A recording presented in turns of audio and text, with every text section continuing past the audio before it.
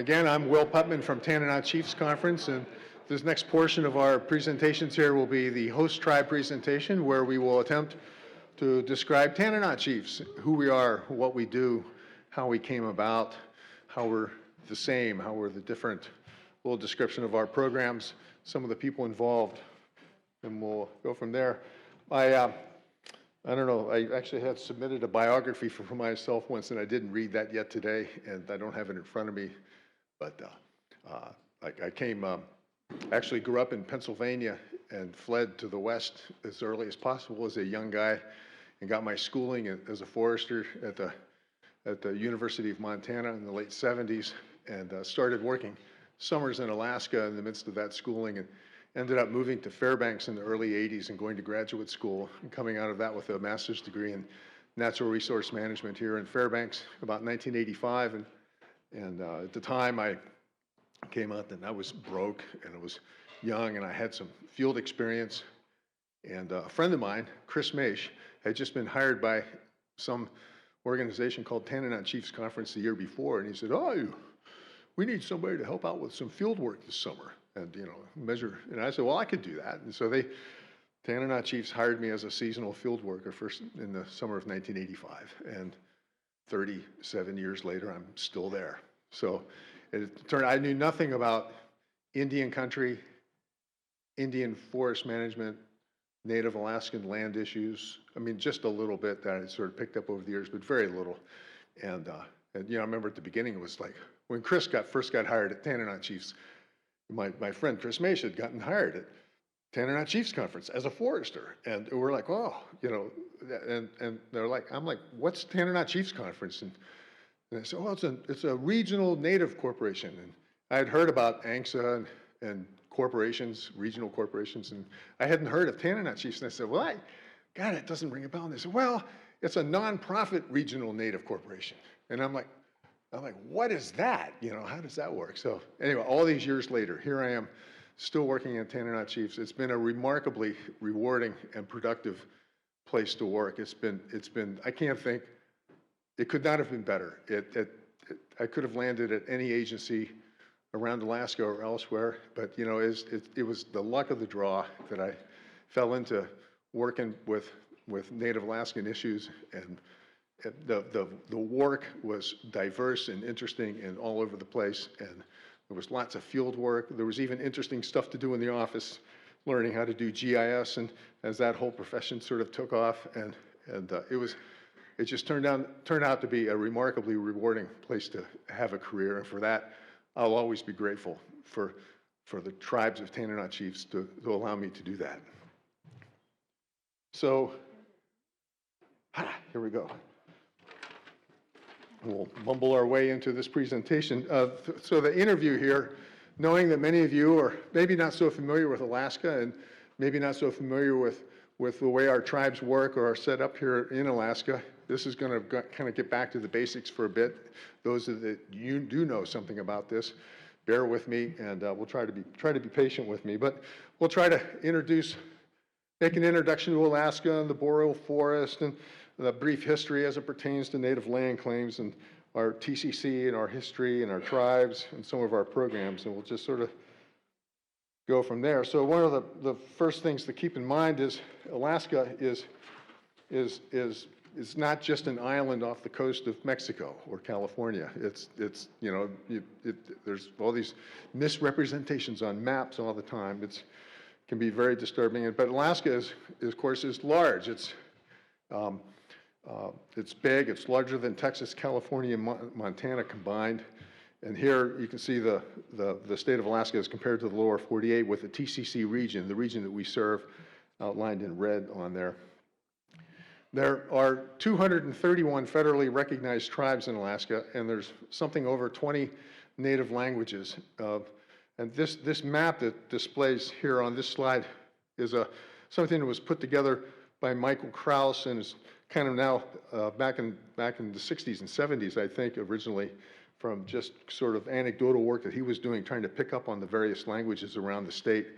And people use this all the time. It's the boundaries that are on here, I think, are fairly general and maybe not so precisely defined, but you can kind of get that feel for how regionally the various native languages of Alaska sort of lay out. The whole area in the middle of the state there with the sort of reddish and pinkish sorts of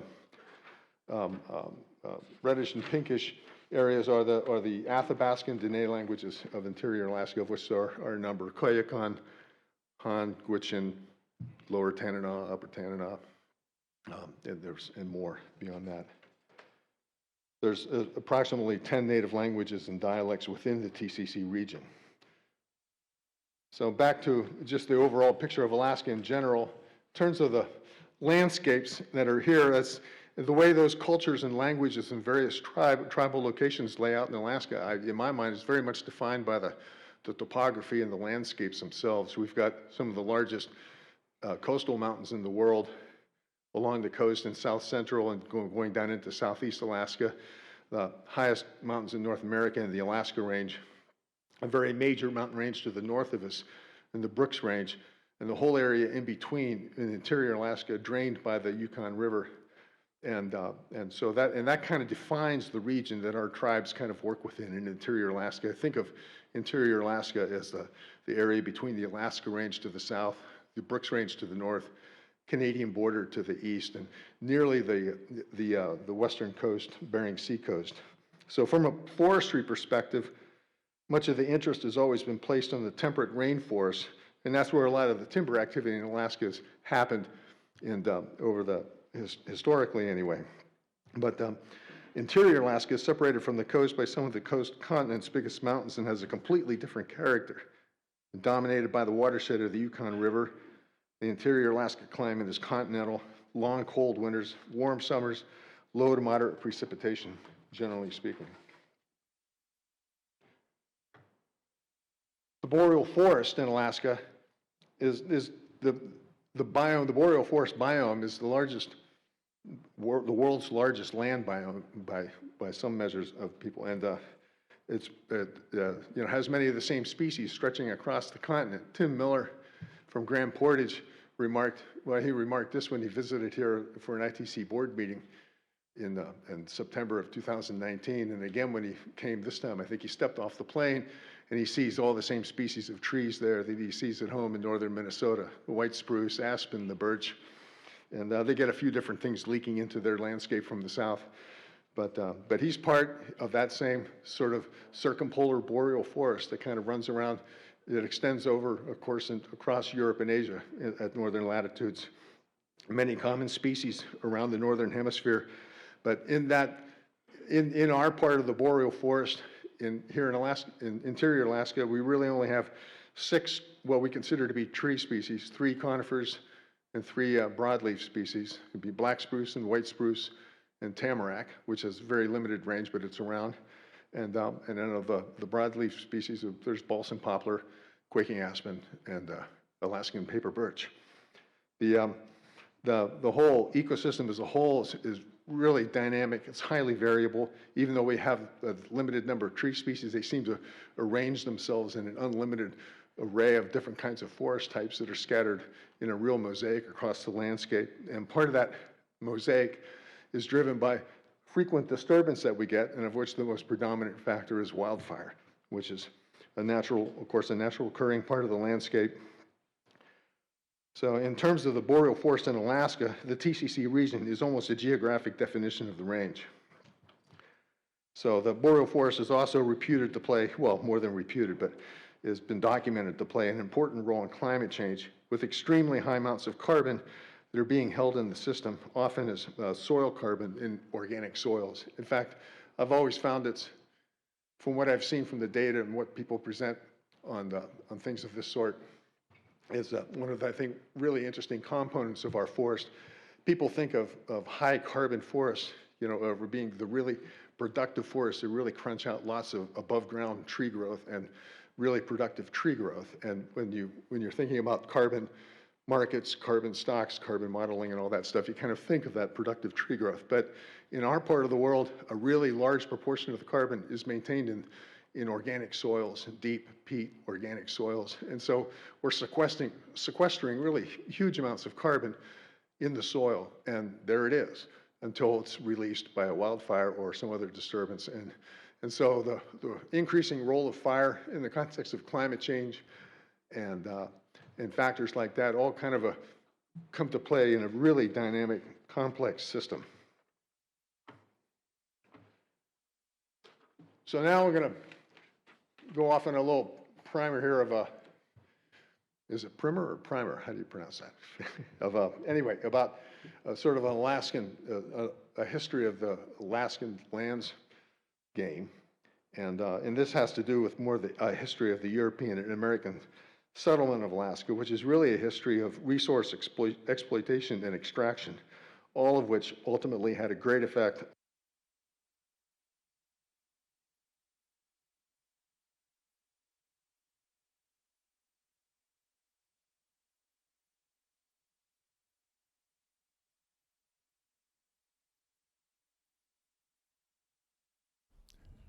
Oh, no,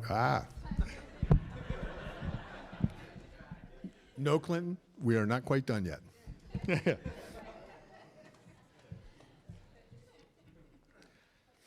Anyway, so although this is a history of non-native Alaskan settlement, it had a tremendous impact on Alaskan tribes and lands. And it's, in that way, the history is similar to other parts of the American West where these boom-bust cycles involving resource extraction. In the case of Alaska, it involves gold and oil, and there was a boom associated with military expansion in World War II, and that had a lot to do with the history of Fairbanks. But it started off with Russian colonization of parts of Alaska anyway. They were mostly confined to the southwestern, southern, and southeastern coastal areas of Alaska, and they resulted in a lot of resource exploitation, especially furs. Almost resulted in the extinction of sea otters. But in that regard, Russia never really did have a presence in much of Alaska, or in a lot of Alaska, and especially in interior Alaska. But despite that, there was a treaty of cessation that was signed in 1867 with the United States, whereby the U.S. bought Alaska from Russia for $7.2 million. So there were several factors that led Russia to do this. The Crimean War had hurt Russia's ability to economically support their colonies. The fur resources were significantly depleted. There were never that many Russians settled in Alaska to start with, and their big rival was the British Empire. And by selling to the Americans, they avoided having to have Britain take over Alaska. This whole aspect of this history, of course, smacks of many things that don't play very well in our current, more contemporary mindset, colonialism and imperialism and manifest destiny and all that stuff. But there it is, the ugly side of that. So whether Russia had the right to sell Alaska to America in the first place was a matter of some contention for Alaska natives, those that even knew about it. And having never been defeated in war or entered into a treaty relationship with Russia. So that's, there's that. All it really meant was, now the Alaskan natives had a new entity to kind of deal with in terms of, as they moved forward on their kind of collective history. There were some development came from gold mining, started occurring in the late 1800s, but really kicked off in a big way with the Klondike Gold Rush in 1898, resulting in a large influx of new settlers, and that included the founding of Fairbanks in 1903. World War II represented another boom in Alaska with a rapid buildup of the American military with the building of the Alaska Highway, the establishment of military bases. And that all led up eventually to Alaska statehood in 1959, several years after the convention to produce the Alaska State Constitution. So one result of this was the authorization for the new state to select 105 million acres of land. That Constitution that preceded the Statehood Act that created the state of Alaska, they attempted, my understanding is anyway, that they attempted to deal with some of the native land claims and native lands issues at the convention, but didn't come to any resolution, so they just sort of kicked the can down the road. It was completely unresolved at the time of the passage of the Settlement Act, or the Statehood Act. So throughout all these cycles and events, native land rights and claims were unresolved issues that were occasionally discussed but never resolved. It took the discovery of oil on the North Slope and the pressure to build the Trans-Alaska Pipeline to finally force the native land claims issues to a head. And you heard some description of that with Al Kessler Sr.'s keynote this morning, which I thought was fascinating, really interesting. So, negotiations in the 1960s that Al talked about led to the passage of the Native Claims Settlement Act, ANCSA, in 1971.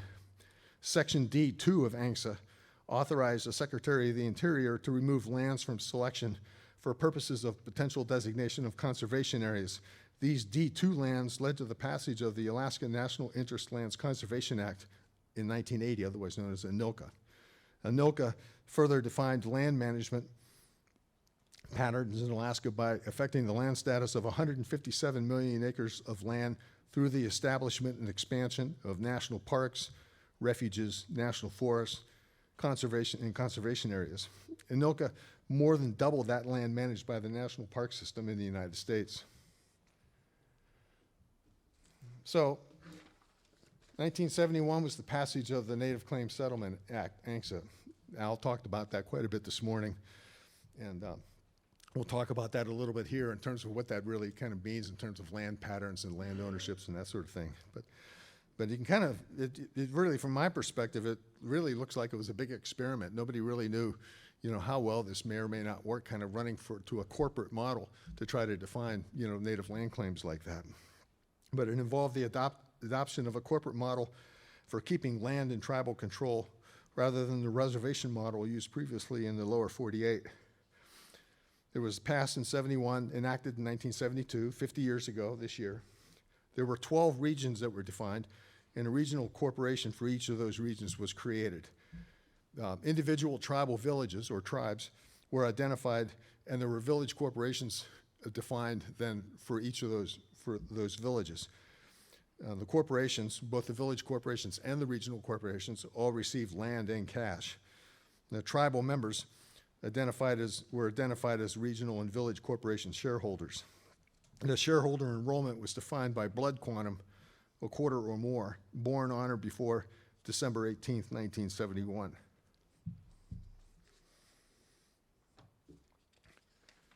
This map here shows the 12 regions in Alaska and the names of and labeled with the names of the regional corporations that were eventually defined for them. And you can see that the region in interior Alaska that we now serve as in Tanana Chiefs Conference was covered by the Regional Corporation of Doyon Limited, also headquartered here in Fairbanks.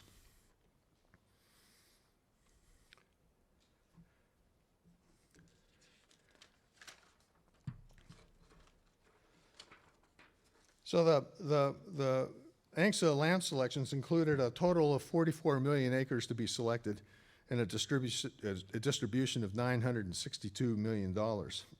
So settlement included the cash distributions, presumably for compensation for lands not included in the settlement. And, today was the first time, what did Al call it, the land loss rule? There was some way they were defining who was getting how much of the cash settlement, I think, depending on how much land individual tribes were losing through the course of their settlement. I think that's what he was referring to there, and I'd never heard of it put out in those terms. The land selection rules were complex, but in general terms, village corporations were able to select contiguous areas around their villages up to about 160,000 acres. Regional corporations were selected from available lands of cultural value, but also for those with economic development potential. In interior Alaska, Doyon Limited eventually was to receive about 12.5, well, I've seen different numbers on this, 12.5 million acres, 14 million acres. I'm not sure what the final number came in at there. They're still in the process of making final conveyances on some of their lands. But there are 37 village corporations in our region that have received a total of 7.8 million acres. So you can think in broad terms of about 20 million acres within our region ended up under ANCSA corporation ownership. So that started a long period of time where land status was uncertain and constantly changing across Alaska. The process of conveying title to the land has taken some time, complicated by difficulties with survey, determining areas of navigable water in holdings, allotment in holdings were being processed at the same time. And so there's the entire time, and this started with statehood and the passage of ANCSA, but continued through the passage of ANILCA, and then continued into the period of time that I've had my career at Tanana Chiefs. This just coming up with a decent current land status map for Alaska has always been a challenge, and it's constantly a moving target. And I don't know how many times I've had to explain that over the years. Some consultant will kind of call me on the phone, and they're gathering land ownership information. And where do I get the land ownership? And I'm like, well, there'll be 3 or 4 or 5 different sources where they have to get data and sort of merge it together in order to try to get the best contemporary picture at any given time. Village corporations have occasionally merged. There's 3 examples in our region where a cluster of 4 village corporations nearby will have merged into one. One of them is up on the Kayakuk River, Kailitsna Corporation, and then the Ganayu Limited on the Yukon River, and MTNT, the villages of McGrath, Takotna, Nikolai, and Talida on the upper Kuskokwim have merged. And so this map here kind of shows at least one sort of snapshot of the regional and village corporation holdings within the TCC region. So of course there's a number of implications of ANCSA. The tribes still function as sovereign governments, but now the tribes really don't own the land. They've set up these corporations. The corporations are a different entity. They're not the same organization as the tribe. It's not a tribal enterprise per se. It's a separate chartered corporation in each case. So the tribes themselves are essentially landless under this kind of a model. The same people that are involved with managing the corporation also are tribal members in their tribe. And sometimes you'll have council members in the tribe that are also board members of their local corporation. But you're talking different entities, and that complicates things when we're trying to provide services to either a corporation or a tribe when you're not dealing with quite the same entity in either case. The ANCSA lands are corporate, private lands, and are not subject to the trust responsibilities of the federal government. So as a result, many programs are directed at tribes that do not involve ANCSA corporations, even though they manage the great proportion of native lands in Alaska. And anything that comes through with sort of a trust land management sort of tag on it, coming through BIA or anywhere else, really isn't available for us to use. Typically speaking, there are exceptions, but isn't really available for us to use on village corporation lands or the regional corporation lands. So there was one reservation in Alaska that was maintained through all of this, and that was the Metlakatla Reservation down on Annette Island in southeast Alaska, which has its own really fascinating history, and we can get into a whole presentation on that, but we won't. But so, in addition to that, there were a couple other native reserves that existed in the region before ANCSA at Arctic Village in Venati and at Tetland. And those tribes were given the option of sort of maintaining their reserve lands as their local corporation, their village corporation, instead of going through the normal land selection rules that ANCSA specified. And in those cases, they chose to do that. So that gave those corporations much more land, but with a reduced cash settlement. The ANCSA village corporations own the surface rights of their lands, including timber, but the subsurface rights are retained by the regional corporations. Revenues are shared among regional corporations, which is interesting. When you have Alaska getting large amounts of revenues from their timber, the rules of ANCSA have them spreading some of those revenues around to the other regional corporations.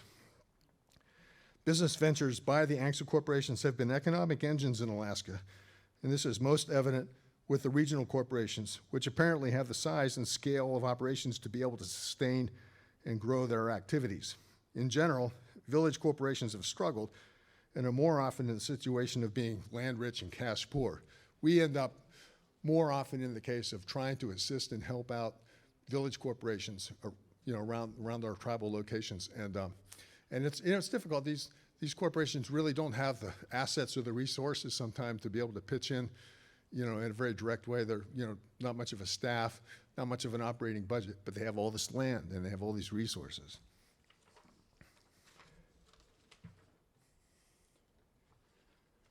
So, but before there was ANCSA, in 1906, Congress passed the Alaska Native Allotment Act, and this allowed for individual Native Alaskans to apply for land, often where their traditional land use occurred, kind of very much like little homesteads, up to 160 acres each, 1 to 4 parcels in an application, up to 4 parcels per application.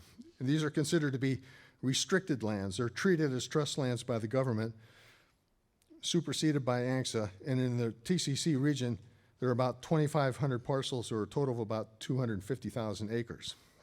So restricted lands means that the title's held by the allotment owners, but federal approval is required for some actions, including sales, leases, or mortgages, and the land may not be taxed, so treated as trust lands by the government. Through the early decades of the 20th century, the number of native allotment applications was relatively modest. And, you know, I think that's really understandable because many of the tribes were existing out on the landscape, maybe with very little interaction with the new culture that was inserting themselves into the state. And so, you know, what sort of driving reason would there have been, you know, to apply for something like a native allotment on lands they were already using? You know, so you can kind of understand why there was a very kind of a slow process of having applications filed for these native allotments over the years. So that changed in the 1960s when the land claims were being negotiated that resulted in ANCSA. This produced a large backlog of applications because there was a huge flush that came in the 1960s, and it's taken decades to fully process those applications. More recent legislation has also resulted in the authorization of the selection of allotments by native Vietnam-era veterans, and that's a process that is underway. Native allotment applications were filed with the BLM. BLM staff would eventually conduct a field examination to confirm the parcel being applied for, followed by a survey, followed by eventual certification of the parcel. That sounds relatively simple, but the process leading up to certification typically takes decades to complete. So after certification of a parcel, management of the allotment parcels is turned over to BIA, which handles any subsequent transactions. Portions of that management are sometimes transferred to tribes or tribal organizations like TCC through our self-governance compacts. And you can see that that's where we come into play in terms of forest management on our native allotments. So the native allotments are widely scattered all across the region. Their ownership of them is quite often complicated by generations of heirship, although I believe that issue with generations and multiple heirs and stuff is often less complicated when I think I've seen with allotments on the lower 48 reservations that maybe have been, you know, gone through a longer time frame. And so it's usually the complicated ownership is not as pronounced as some of the heirship situations down south. So the TCC region is largely forested. You know, not heavily timbered always, but largely forested. And so most native allotment parcels in the region have some sort of forest on them. So this turns out to be important when they were setting up those self-governance compacts, and I wasn't in the room, but my understanding of how that process worked in terms of divvying out the funding associated with that for forest management was they divvied out the funding based on, you know, the number of forested allotment acres around the region. So if you look at the whole state, the big timber and the big timber resources are in southeast Alaska, but there's really not that many allotment parcels down there. The huge number of allotment acreage and numbers of parcels and stuff is actually out in western Alaska along the west coast. Thousands of parcels out there, but no forest. It's all tundra out on the west coast. So we're kind of sitting in this sweet spot in interior Alaska where we had, you know, 2,500 parcels, largely forested, and it allowed us to sort of be able to assign, you know, a pretty good sized hunk of the forest management money assigned for allotment trust lands in Alaska. And we were able to sort of square away some of that through our compact. That allows us to have enough funding to actually support a forestry program, a small forestry program, but that's a distinct advantage over some of our counterparts elsewhere in the state. There are other regional nonprofits like us, but they don't have really enough forestry funding to support like the equivalent of a whole program. There's enough for a part of a position or one position or something. So they'll have one guy who's trying to handle their forest management responsibilities and also serves as their realty officer and maybe has other functions within their tribal organization. So now we'll talk a little bit about Tanana Chiefs itself. Dina Nina Hanash, The Land Speaks, was first, as Al mentioned today, it was organized in 1962 by Al Ketzler as a native lands advocacy group. Sounds like what he wrote a lot of letters, sent them out to tribes all over the place, got quite a response, managed to get everybody gathered up at in Tanana for a meeting. And it was modeled after a meeting of the chiefs of the Tanana Valley with the government in 1915. And this photo is from that. There's one white guy sitting in the middle of that group, James Wickersham, who met with the chiefs of the Tanana Valley. And the interesting part is that my understanding is that the big issues that came out of that meeting in 1915 involved land rights and subsistence rights. And so, things didn't change, over the years.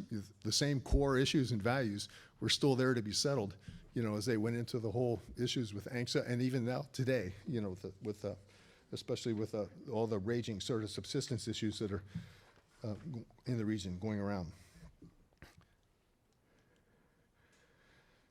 So Ketzler organized a meeting of 32 villages in Tanana in '62 and became president of this new organization, Tanana Chiefs Conference.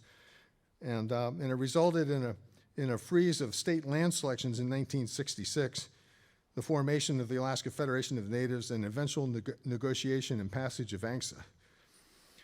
And Al went into that in some detail today, and I had a conversation with Al last week, and the most interesting thing that he told me was, and he described that today, where he sent a letter out to these villages asking for maps. He sent the map information about where they used land, and 23 of them responded with information about these on maps. And he bundled all that up with a letter and sent it to President Kennedy. And he was sitting in my office when he told me this, and I said, "You sent it directly to President Kennedy?" And it was like, "Yeah, 1600 Pennsylvania Avenue," and so I can just sort of imagine this big envelope with all these maps, Kennedy's name on it, put it in the mail, send it off, and Kennedy, to his credit, referred it to Secretary Udall, and that eventually resulted in the lands freeze that halted for the moment the state land selections, which were the reason that the state land selections that had been authorized by the Statehood Act from just a few years before. And that was the issue at the time, was the state land selections were kind of running rampant all over, various native issues and potential claims to lands, and there was no attention being paid to them. There was some years later when the oil was discovered in Prudhoe Bay and the pressure to build the Trans-Alaska Pipeline popped up, and there was one of the villages in particular proved to be really key in presenting the claims issues, and that was Stevens Village, because they were right on the corridor for the pipeline.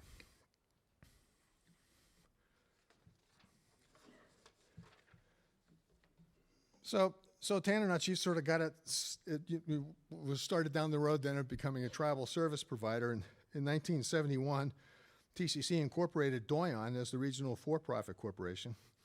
And the ANCSA sort of specified the authority to have these regional nonprofit corporations set up to handle various services that would normally be handled by the government. And TCC became that regional non-service or nonprofit service provider for the Doyon region, or the TCC region.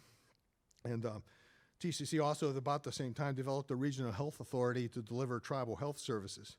So in about 1975, TCC became the regional provider for many BIA programs. And by the late 70s, TCC had started delivering services on behalf of the state of Alaska.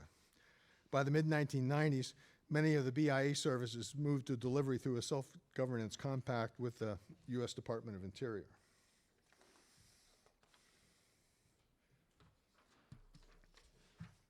So here, this map kind of shows, again, the TCC region, and on there are, 37 federally recognized tribes, 42 tribal communities scattered around that region, mostly up and down the river systems.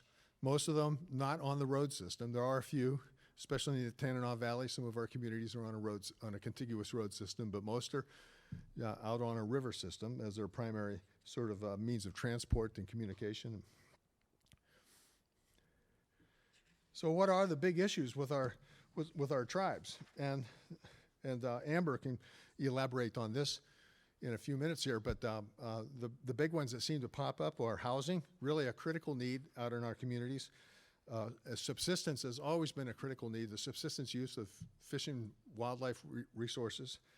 And a fairly newer one on the horizon is trying to determine what our communities will have to do or need to do or want to do to adapt to the climate change that's affecting everything. And of course, economic development, because these little local village economies out in our tribal communities are, it's a real challenge to sort of maintain enough of an economic engine in a village to support everybody. So all forms of economic development are of great interest, in order to provide employment and enough economic activity in the community to support everybody. Our communications department at Tanana Chiefs has worked to develop a series of interview segments with some of our elders, and they've published them as a Legacy of Our Elders interview series. Really interesting stuff. And we had a trailer, sort of link to a trailer video for one of them that we will maybe attempt to try to play. We'll give them a minute here.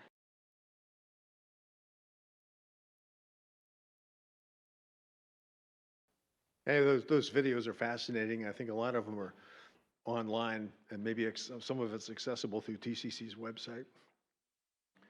So Tanana Chiefs Conference today is a remarkably different organization than what probably Al had in mind back in the 60s when he pulled a few Native leaders together to try to figure out how to deal with their native lands crises. But we've got, I think, just short of 1,000 employees is the current number I got from payroll the other day. More than half of the organization is dedicated to health service. Clinics out in the villages, a fairly large clinic in operation here in town, and a lot of services there. The remainder of the organization is dedicated to a wide variety of tribal and client services, so including our forestry and wildland fire program and other natural resources. So to that end, I've asked Amber Vaska, who is my tribal and client service department director. She's been gracious enough, that's the word, to join us today to talk about our tribal and client services programs.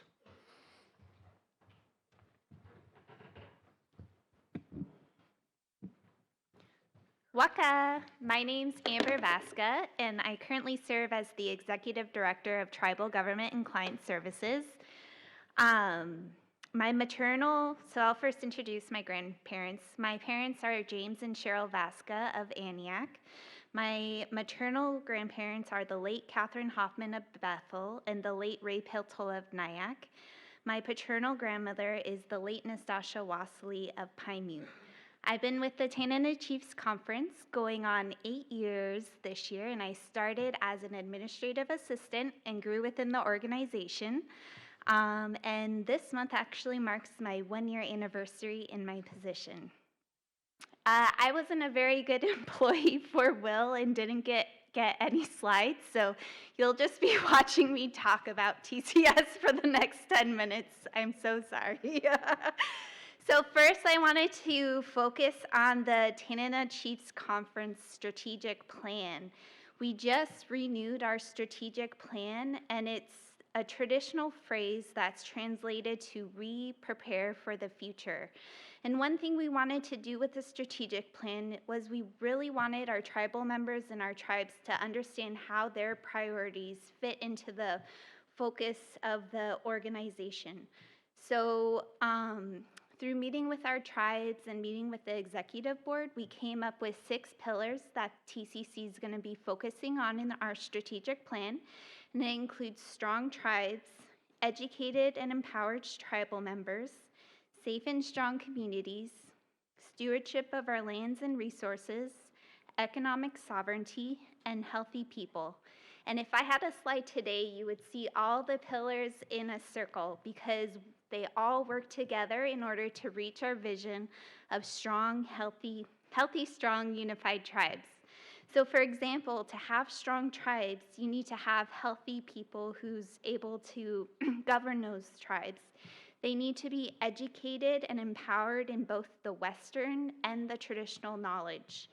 We need our communities to have our families feel safe so they want to live in our communities, and there needs to be economic opportunities. But lastly, we need to have our lands and resources so our people can continue to go out on their lands and practice their traditional ways of life. So within our department is called TCS for short, and within TCS, our focus area for the next 12 to 18 months is empower tribes and tribal members to be self-determined. So we have a whole bunch of focus areas underneath this to help reach our strategic plan, and it includes developing community water and sewer, tribal access to protection and justice, expanding tribal sovereign authority on lands and resources, food security, framework for community wellness and prevention, developing community broadband. And our executive board recently asked us to add 3 additional focus areas. So we're going to be creating focus areas on education, housing, and economic development.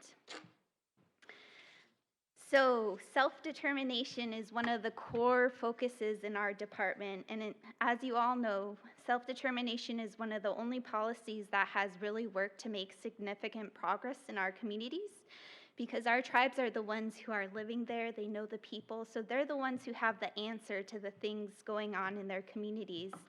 And so we set up our BIA compact to have a way for our tribes to meet our tribes where they're at and help them with technical assistance to build their capacity so they can reach their self-determination goals of where they want to be.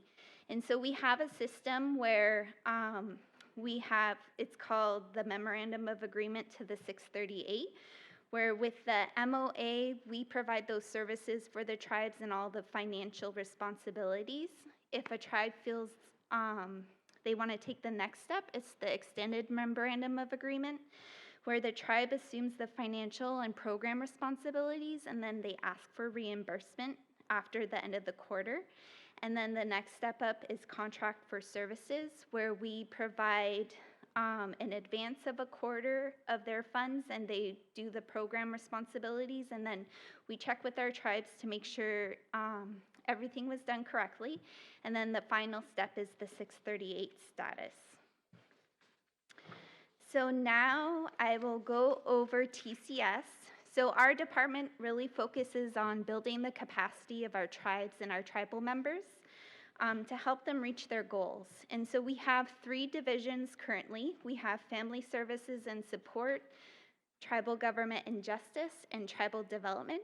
So I'll just do a brief overview of each one. So for Family Services and Support, we have 3 areas that it focuses on.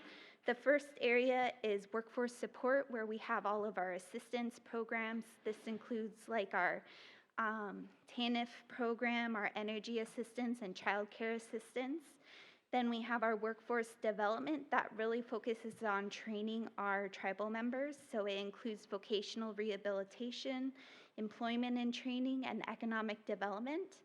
And then we have our last focus area, which is education and Indigenous learning.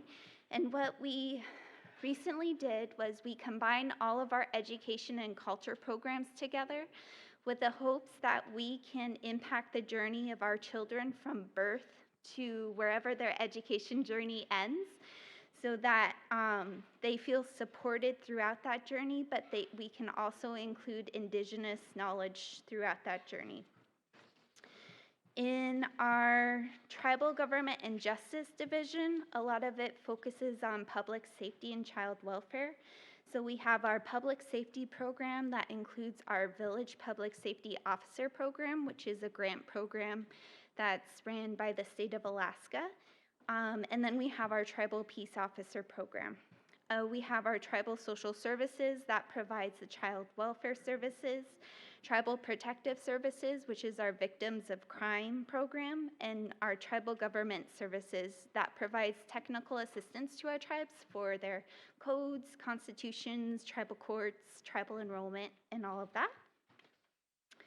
And last but not least is Tribal Development, which really focuses on providing technical assistance to our tribes and building their capacity. So we have our agriculture program, We have planning and development, which has a community planning program to help build the number of community plans in our villages. And then we also have a community grant program where we help show them how to apply for grants that are in their community plans and build that skill. We also have our self-governance programs that works every day with our tribes, and they also help arrange their sub-regional meetings, which we didn't really explain, I guess, what sub-regions are. But because TCC's region is so big, it's 235,000 square miles, when we did incorporate, we did subdivide our region into 6 sub-regions. I'm not quite sure, must have been based on a lot of different stuff, but thinking that they would have common concerns in each of those regions to talk about.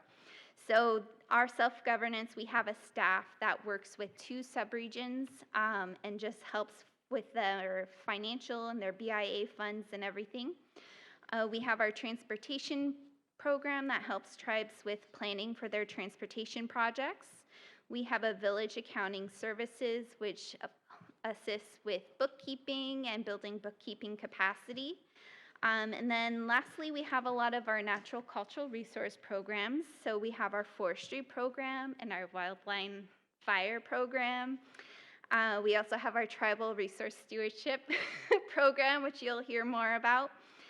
We also have our realty program. And then lastly, we have our emerging leaders.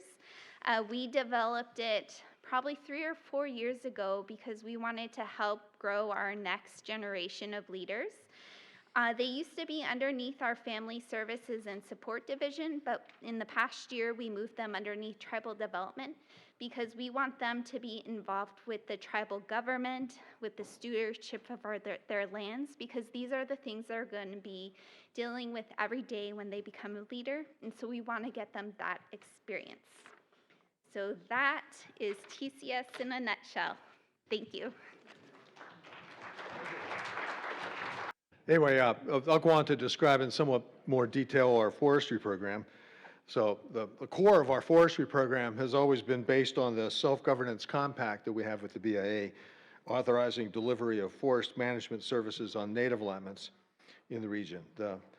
Beyond that, we also attempt to provide technical assistance to tribes and corporations as often as we can and as best we can, and based upon requests and stuff, although usually that's any amount of that or is contingent on us kind of rustling down some funding sources to do that. For example, we've worked with the state's forest stewardship program in order to leverage the writing of forest stewardship plans for village corporations and things like that. So we also engage a lot with other agencies and organizations to provide Anyway, we'll also engage with other agencies and organizations to provide forestry services, and it enhances our program capacity and provides additional funds to the program. Many times this includes other tribal nonprofit organizations and ANCSA corporations, but has also included agencies, municipal, state, and federal academia. This is done through contracts, grants, cooperative agreements, MOUs. We've set up a whole variety of different kind of agreements and arrangements with organizations of any kind of walk in the door, kind of looking to assist them, have us assist them with our services. So this causes us to occasionally behave like a forestry consulting firm. So sometimes we act like the BIA, and sometimes we act like a consulting firm, and sometimes we act like, I don't know, we're just collaborating and cooperating, partnering with people at every opportunity as best we can. So program for many years focused on forestry, timber, land management functions, and wildland fire was a pretty minor component of our program. We received a little bit of funding through BIA to support for fire preparedness that allowed us to have one person on staff to kind of mess around with some of the fire issues that popped up. But in recent years, we've become much more directly involved in a lot of the wildland fire issues, and so that side of the program has been really kind of expanding on us, and it's caused us to recently take our forestry program, and we've split now into a forestry program and a wildland fire program. As I leave Tanana Chiefs, my one concern will be that I still think that those two functions are really intrinsically tied together, And so I can only hope that as those two programs evolve their way into the future, that the partnership between the two will still be there in order to function well with each other to provide those services. And I think they will. So here's a list of just some of the things we worked with over the years, and it's sort of a standard sort of list that many of you with forestry programs in Indian country elsewhere, deal with. But we have forest inventories is at the top of that list for a reason. The forest inventory projects have always been kind of a core function of the program. A lot of my first work at TCC was just kind of marching from one inventory project to another, kind of assembling all this data and information. And that's culminated in recent years. We've, attempted to try to get an update on forest inventory information for our native allotments, and also try to contribute to data collection for baseline data collection for climate change purposes and some other things, building of growth models for the boreal forest in interior Alaska. And so we've established a continuous forest inventory program for our native allotments. We're marching around the region, establishing CFI plots on native allotments. And that'll be a recurring sort of program that will continue year after year after year, and just sort of, with remeasurement work and everything coming up, and some very interesting data to be collected there, I think. So that CFI program is quite interesting. We collaborate with the U.S. Forest Service on that, and actually we've modeled our data collection. Well, not just modeled our data collection, we totally aped and totally replicated the FIA data collection process. So we're essentially establishing extra FIA plots on native allotments scattered around interior Alaska in an attempt to sort of collaborate with the Forest Service, who is installing an FIA system in interior Alaska for the first time. At the same time that we're doing that, forest management plan is required of us by the BIA for our native allotments, which we cover with a regional programmatic plan for the region. So other plans typically involve consulting with individual ANCSA corporations, and have often taken the form of forest stewardship plans with support from the State of Alaska Forest Stewardship Program. Timber sales are done by responding to requests and working with native allotment owners or individual corporations. And these opportunities are driven by market conditions and have not always been possible. And in recent years, we've not been able to successfully pull off a timber sale. And so that's, as a foresters, that, we're kind of intrinsically interested in that. And it's been a little disappointing that we've not been able to sort of contribute to the economic development activity through the timber sales like that. But it's a lot of that's driven by conditions beyond our control.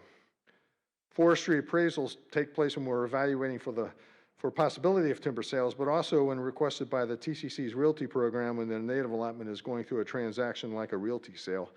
And we work very closely with the realty program at TCC on a number of fronts, and their assistance in helping us work with transactions involving native allotments is always appreciated and very useful.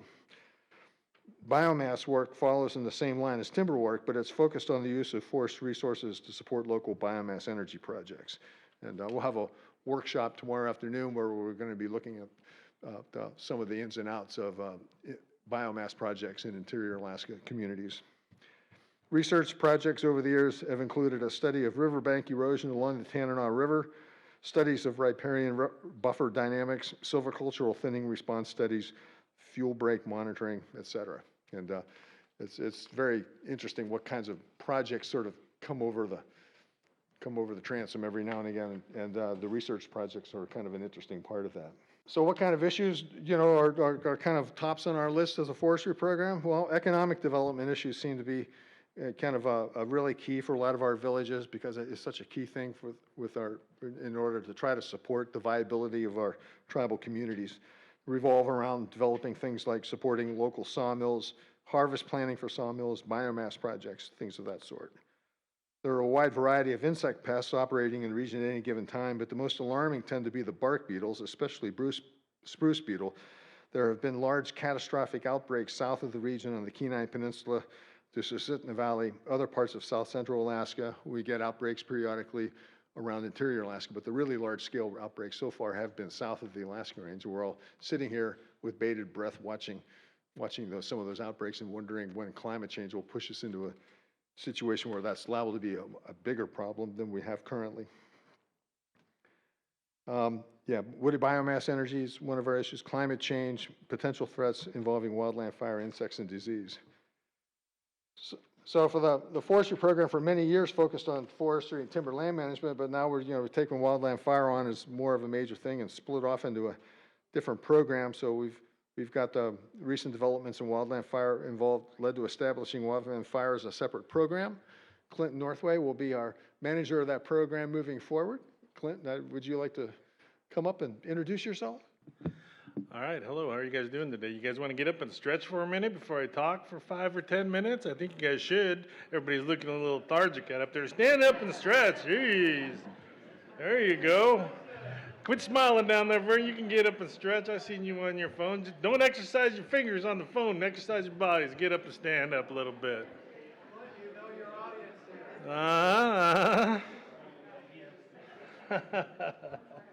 Very good. My name is Clinton Northway. My parents are Harold and Daisy Northway, my maternal grandparents, which the only two that I knew, because the other two had passed away, are Stephen Northway and Ellen Demmett. I'm going to tell you a little story about that before we move on, but I had brought some of the things. I was just down there with the Upper Tanana field tour, and my parents had a couple items they wanted to, have you guys look at and maybe contribute towards the raffle a little bit out there. There's a bow and arrow out there, and this directly leads to the whole ANCSA and ANILCA thing, because it's a pretty good story, actually. I heard it when I was a kid, and it still reminds me every time that where I come from and who I work for is a tribe, a member, and my people, And, prior to working in Tanana Chiefs, I worked for the state of Alaska for 18 seasons in the Division of Forestry and Wildland Fire, mostly doing the wildland fire activities. I got a 2-year certificate from forestry at a school down in South Central Alaska, in Seward, Alaska, at the Alaska Vocational Technical Institute. Did a few years of college and went off into the workforce, and here I am today. Going back to the story about ANILCA and stuff like that, I'm sure some of you guys have been back there through the raffles and everything, right? And in the very back corner, there's a bow and arrow and a quiver full of arrows and things of that nature. Well, my great uncle, Walter Northway, he lived to be about maybe 109, 112. And he lived out in Northway, Alaska. We didn't make it quite out that far, but it's out far east, right? And so he is out there on the river one day with his bow and arrow, much similar to like that one is out there. Don't go trying to shoot that one if you're out there winning it. That's for display only, okay? So he's out there along the Nebezna River, and he's, subsistence hunting and gathering for his family out there. So he's cruising along through the woods and along the river, and he started hearing these weird voices. And he's like, what the hell is that, He's never seen, a white person in his life or heard the white language being that old. So he's cruising through the forest, and he's doing his thing hunting, and he starts hearing these voices, He's like, what the?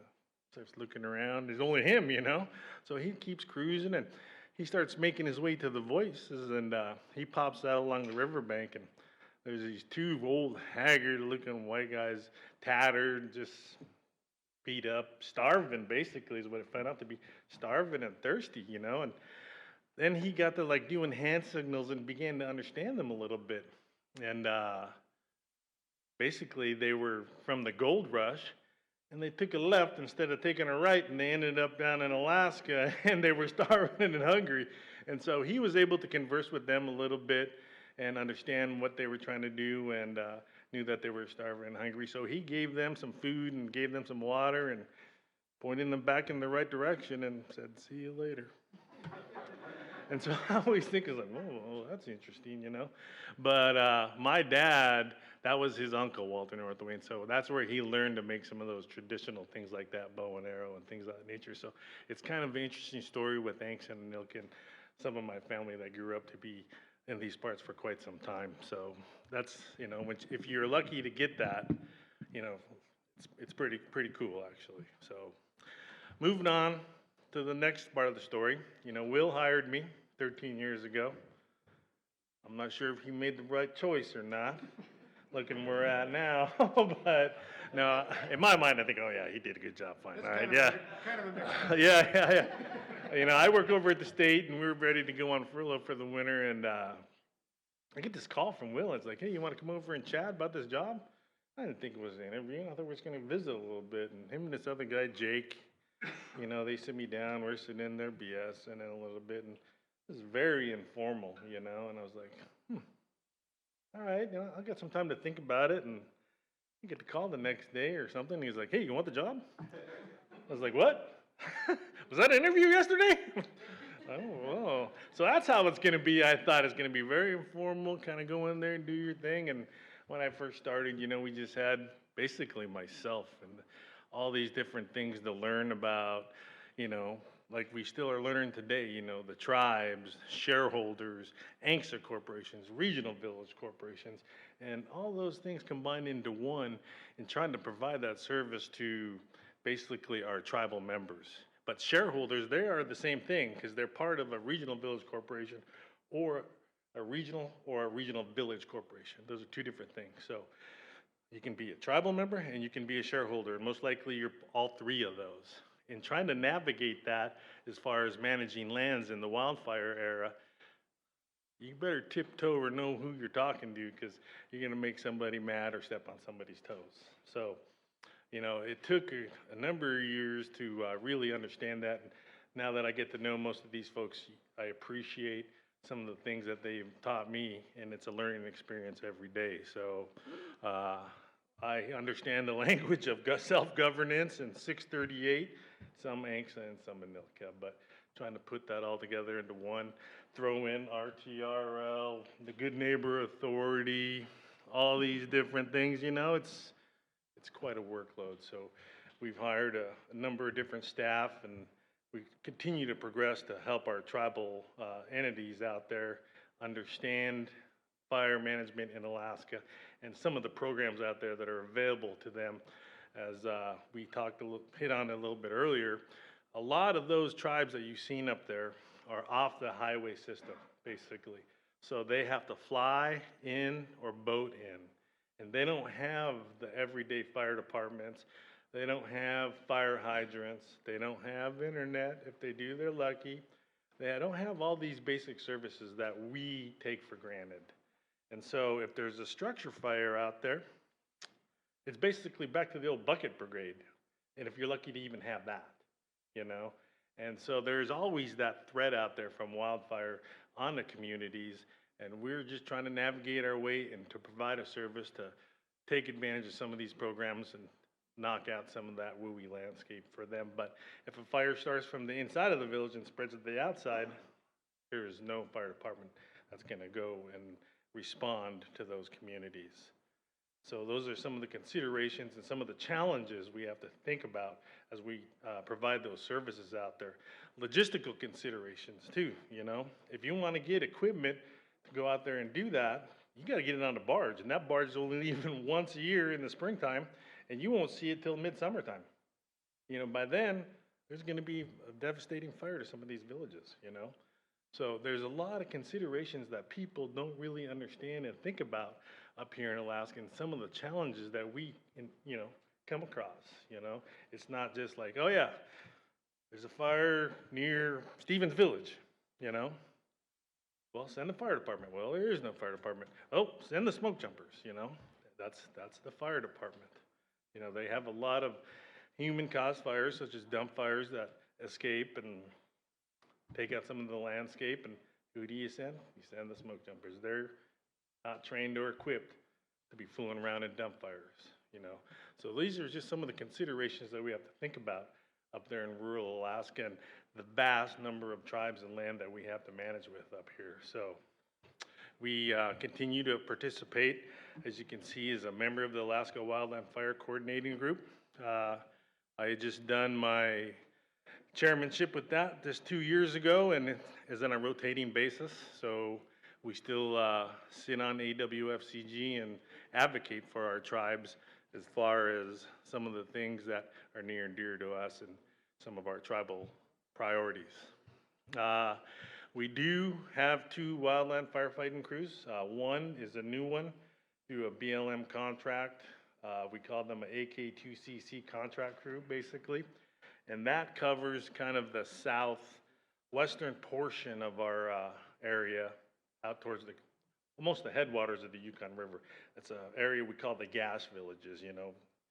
So that concludes like Grayling, Anvik, Shagaluk, and Holy Cross.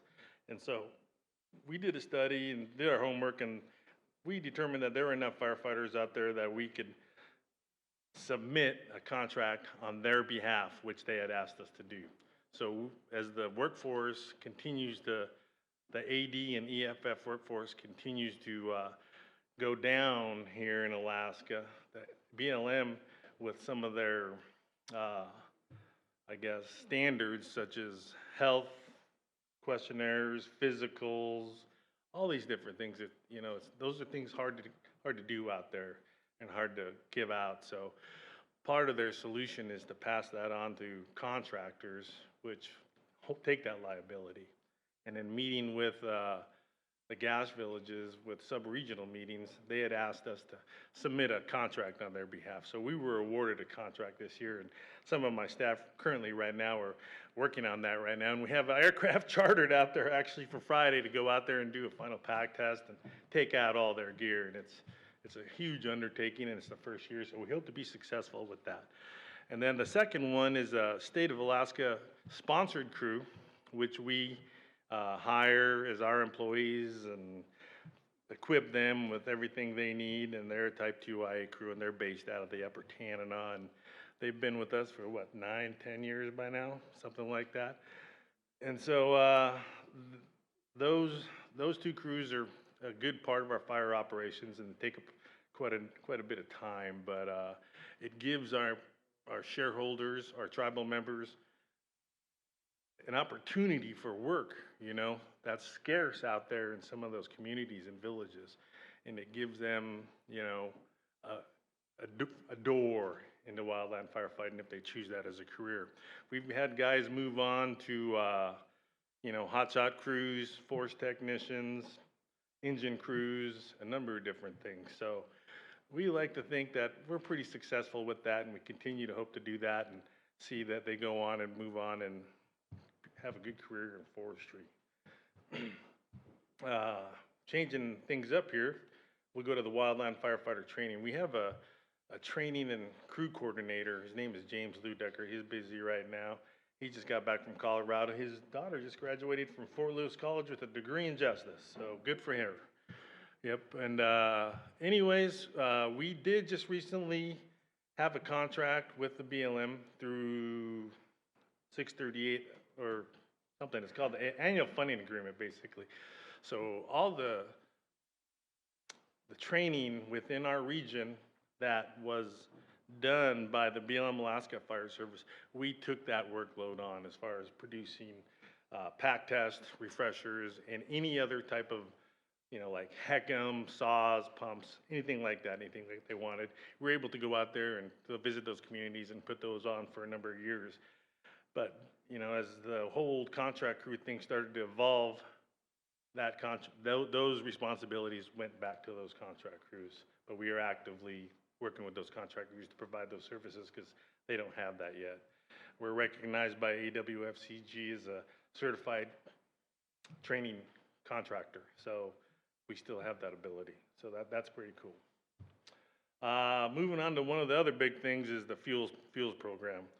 I do currently have a permanent full-time fuels coordinator position out there on the field. If some of you folks out there want to come enjoy an Alaska job for a number of years, feel free to look online to TCC jobs and come on up and let's have a little challenge and let's see how good it works. It's good to, diversify yourself is what I say, and come up here and learn about Alaska, buy a little fire, do a little fuels treatments and see what really works, We look at some of our fuels programs and our fuels treatments, and I look at some of the joint fire science program stuff that they put out, and some of it, you have to read through, and it looks really good, and they have inputs and they have outputs, and just read into it, see what basically, what tool basically fits the treatment, and we did one on a native allotment where they did a study on shaded fuel breaks, spacing, limbing, and things of that nature. And we did one based on their specification, and they said, fire intensity really won't change in the black spruce if you reduce the spacing between the trees that you're cutting and removing and not limiting them. So we did that, you know. We have a chipper, so we went down to this native allotment and we cut around it and we did that spacing, and we haven't been able to determine that yet. I hope we don't ever have to, but you know, we use our spacing and it looks a little more better aesthetically compared to 10-foot, limbed up 10-foot and, you know, things of that nature, where we've done forest health things for the forestry department where we just cut it and lay it there, and to me it's like, oh well, that's just a fire hazard later on, you know. But that chipper is a game changer as far as the fuel types we have up here. Of course, we understand you guys have much bigger fuel types down there, but up here, black spruce, couple inches, throw it in the chipper, throw the chips back out, see you later, keep moving on. But therefore, the LIT doesn't have all these little black burn spots from piles all over the place. Part of that unit that we did burn, and I sat in there the next spring and I was like, well, if I was the LIT owner, I'm not sure how happy I'd be about this, you know. Here's a couple structures and there's little campfires all over my damn yard, you know, and I was like, well, there's got to be something different we can do about that. So we went ahead and got a chipper with the BIA's help, and it's helped us out tremendously, you know. So we do a bunch of buoy projects for communities and native allotments. You know, native allotments are, I guess, they're pretty tricky up here. You know, those are trust land responsibilities. And through the fire management plan here in Alaska, they are afforded, since they're trust lands, they are afforded full fire protection. There's 4 protection values up here in Alaska, which are predetermined by what we call a landowner. In the fire management plan, they're called a jurisdictional agency. And then we have 3 protection agencies up here for the fire management plan. There's the state of Alaska, the BLM Alaska Fire Service, which is all the DOI partners, and then the Forest Service. And they each have units or areas or zones, and within those area zones, each jurisdictional agency predetermines the status of what the wildfire response will be by those units. And one of them is limited, which allows the fire to take its natural role in the landscape, to burn naturally and do its thing. The modified version is there's a date, July 7th, I believe, where that's a turnover date where the rains come back to Alaska. And so we allow those fires protection up until that date, and then we roll them over into limited as well. So there's limited, modified, and there's full, which obviously we go out and attack aggressively. And there's critical. Critical is around communities, infrastructure, things of that nature. So allotments, a lot of times are, there's homes on those allotments, there's fish camps on those allotments, there's trapping cabins on those allotments. Sometimes they're used for subsistence use and cultural use. And you heard, Will, they're up to 160 acres, right? But in some cases in Alaska, we're so vast, we don't have the resources, wildland fire resources, to respond to each allotment that is threatened. And a lot of times, they're only able to you know, save the value that is on that allotment, which is the fish camp or the structure or whatever, and everything else is pretty much burned, and they don't receive anything other than that. Beyond that, you know, there's nothing really, you know, it's kind of sad.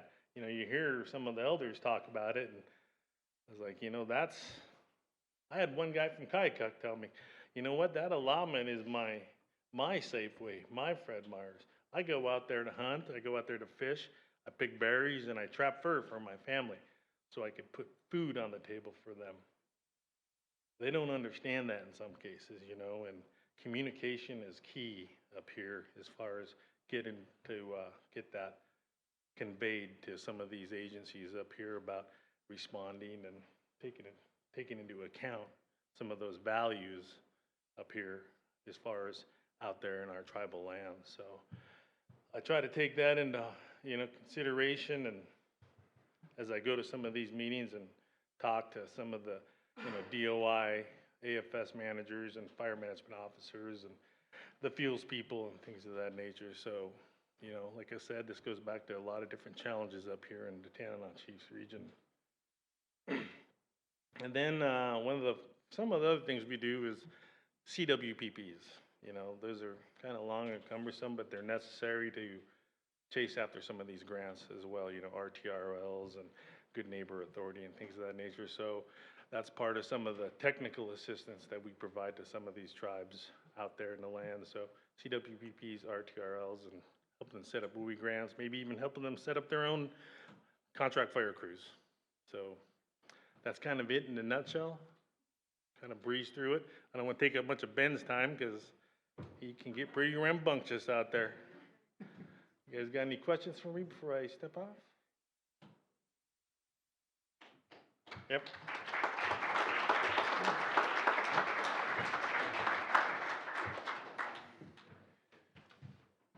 Okay, and last but not least, I'd like to introduce Ben Stevens, who's the director of our Tribal Resources Stewardship Program, and heads up a whole bunch of different efforts and programs and resources, kind of directed towards the subsistence resources and the fishing game management in Alaska and everything. And Ben, I have a biography for you somewhere, but I don't have it in front of me. I think we'll need you to do that yourself. And unfortunately, we're down to just a few minutes. Yep. That means I'm going to probably have to skip talking about myself. So, sorry about that. So, straight to the point. How much time do I have? 5 minutes? 10 minutes. 5. Give me 5. Can you give me 5? So, my name is Ben Stevens. When I was a baby, they used to call me Dinniscoots. Then my grandma changed my name when I got a little older to Nasin Swatit. Means makes her think ahead. Needless to say, I keep my colleagues here guessing. But let me start with this. What does this mean? Everybody's got a different thing.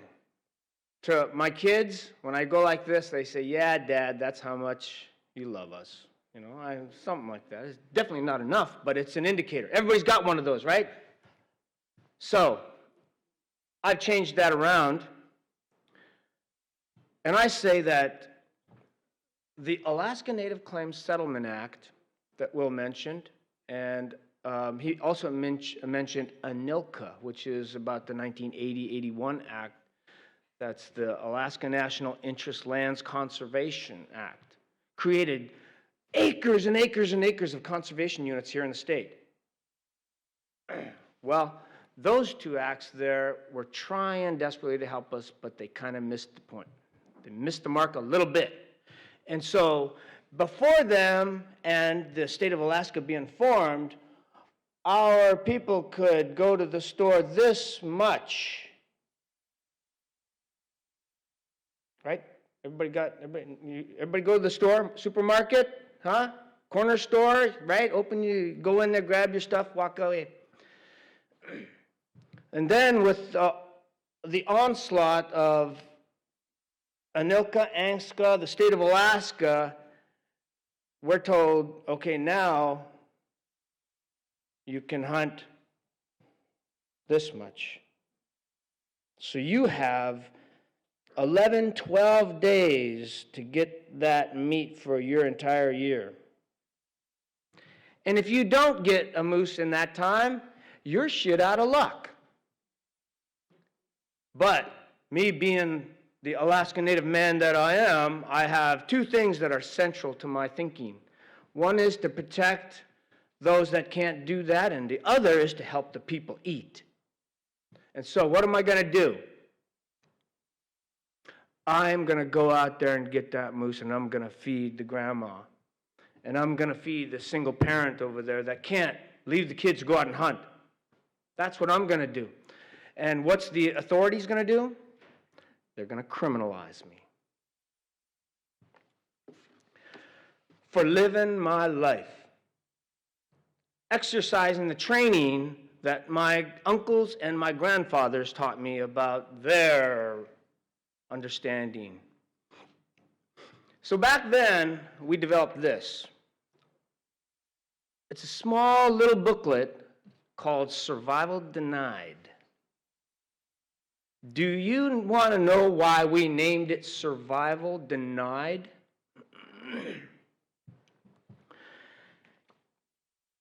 What we did is we went around the Yukon Flats, which is kind of north, slightly east from here. It's between here and the Arctic National Wildlife Refuge. And we went to our elders, our active hunters, our people, and we said, how's the system working for you? And there was darkness, and there was tears. One huge matriarch of a huge area of our huge area said that they might as well line me and the rest of us up on the bank and get it done. Because this old grandma, did not want to see her grandkids like that. Strangled in our own land. So we compiled a whole bunch of those stories and put it in here. And this is just for the Yukon Flats. Well, then we got together with everybody else from around the state who are fighting for Alaska Native rights. And this little booklet became like this. And we were all flabbergasted, saying, oh, okay, then maybe we need to step back, take a look. It was that type of effort that the Tanana Chiefs Conference created the Hunting and Fishing Task Force. And its basic design was to help our people out there on the river, in the woods, help them understand the language of regulation, of policy, and to know that the system can be theirs. That's what the task force was. But the problem was we got good at it. Once our people figured out that language, and they figured out that they could impact the system, man, they got in there and they were fighting for the microphone. We started teaching them about the regulations, how they can change it. They were all about it.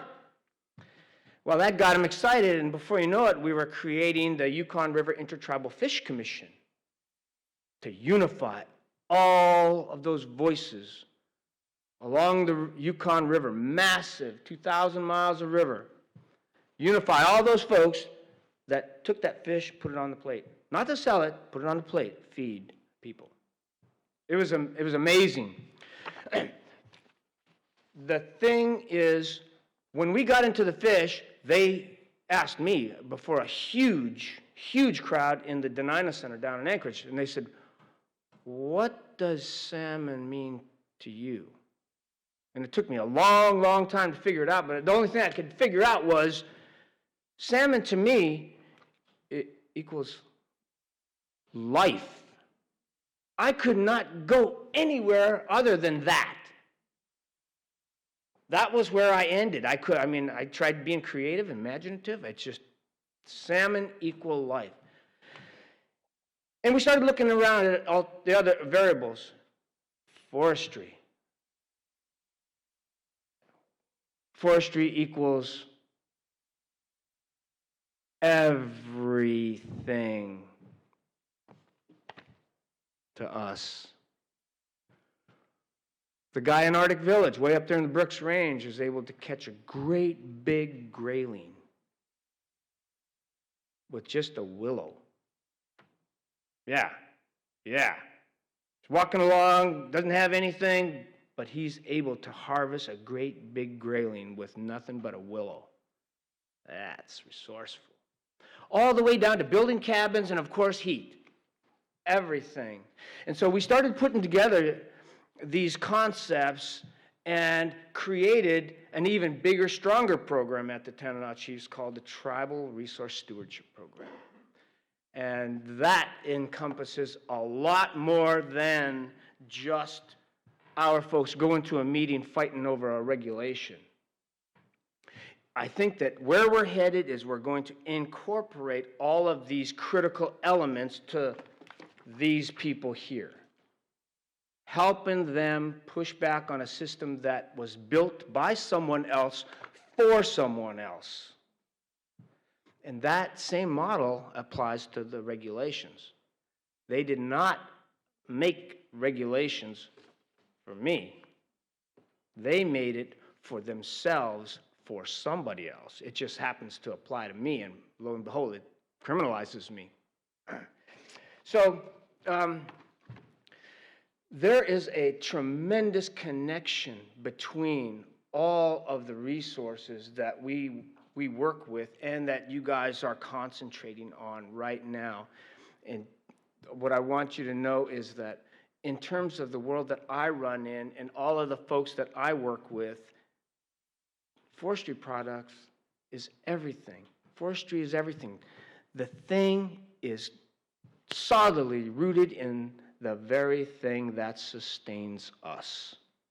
So, when we figured out that our folks were losing the nutrients, the tummies were getting empty, we dug into it. But we dug a little too far. Because somewhere in there, we found out the connection between the land, the animals, and it was all starting to come together that connected to our people's wellness. When we disconnected our people from the land and the animals, all kinds of hell went awry. Our folks ended up on the streets here with no place to piss, no water. They end up in jail. Total hell. Take those same people and reconnect them back to the land and the animals.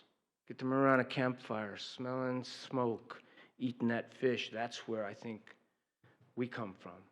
And all we're after is one moment where our people out there on the streets can feel good.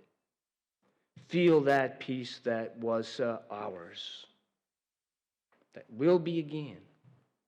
And so, with that, please know that we are trying desperately to, I think, advance the same kind of work in a different part of the United States. And that if there's ever a time when you want to see an old grandma out there chasing down her dinner, then give us a call. We most definitely will be able to find something like that. So again, I'm going to hang around here for a little bit. Please approach me and help me clarify questions or whatever. And thank you very, very kindly for coming to visit us here in Alaska.